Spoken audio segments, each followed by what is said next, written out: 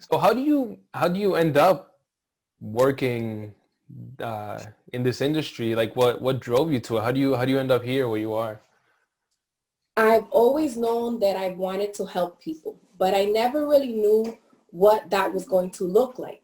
I've always liked the medical field, and at one point I was thinking that I was gonna be an ultrasound tech at a local hospital or clinic, but psychology was always something that really intrigued me. So I just kept on taking my undergrad studies, and I said I'm gonna finish undergrad in psychology, and I knew that I couldn't become a therapist with just a bachelor's.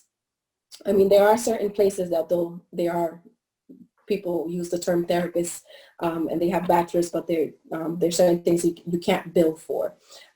So I knew that I needed higher education once I figured out I want to be a therapist, because there aren't many therapists of color, or there weren't many therapists of color in Massachusetts where I started my studies. And I wanted people of color to find somebody that looked like them in a counseling office, especially young people who would go like even to a school counselor and find somebody that doesn't understand their culture. So that was my experience at school. None of my school counselors were ever people of color. And I lived in Lawrence. I grew up in Lawrence. And you think they'll have a counselor that looks like us to understand us better. But that wasn't my experience. So that was one strong driver in me wanting to be in this type of position, because I wanted to show young people that they can be understood, they can be heard. Someone's not going to look down on them because, let's say, something that happened to me, and this was said at a professional seminar by someone that was not of color. They said, oh, but what if those people only had rice and beans to eat? Hispanics tend to eat that pretty regularly, and that's not a bad thing. So I feel the need to be very culturally sensitive, not only with Latinos, but with just anyone, someone that could be from Asia, somewhere in Africa, wherever, Poland, Mhm. you know, and that's important to me, because in order to help a person grow, you have to want to know more about them and understand them as best as possible. So Man, I'm not sure that's if that answered my question, your question. no, that's awesome to hear because I mean, just thinking about what you do, and it sounds like you work a lot with families. That I mean, the family dynamic is gonna range so much between cultures, um, and maybe what would work with one family may not work for another. And I think that in this case is being able to see somebody that understands you and where you're coming from. I think would have been extremely beneficial, I would think.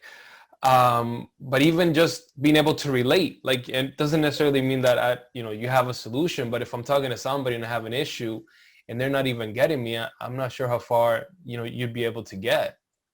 Well, something else that I will say is that I not only am doing this for work now, but I too was a patient once, Mm. um, years ago. So I had that experience of being with a therapist who literally looked down at me or said, why do you do that? Over something that was really simple, that was part of my culture. So of course that was a turnoff, and needless to say, I didn't return to that provider. But then I had a positive experience with somebody else who was not of the same culture, but really was intentional about learning why I behaved the way that I did and why certain things were the norm in my culture.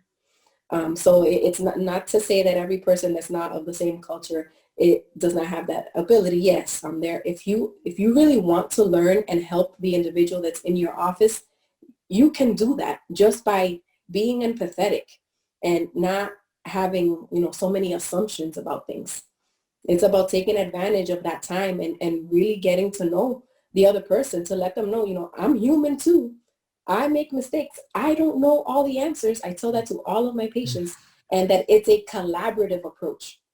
It's not that you're coming to see this person that's a know-it-all and they're gonna fix you. No, Right. no. It's about a journey, and we're gonna walk through it together, and you're gonna make your own decisions in this journey with some guidance. And the ultimate goal is for the person to feel better.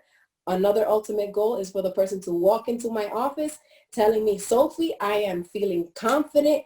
I am feeling empowered, and I don't need this anymore. And that's going to be a good thing. I tell this to everybody. And I say, it's not because we're not going to see each other anymore. It's because you are going to have the right tools to help yourself. And that's the goal.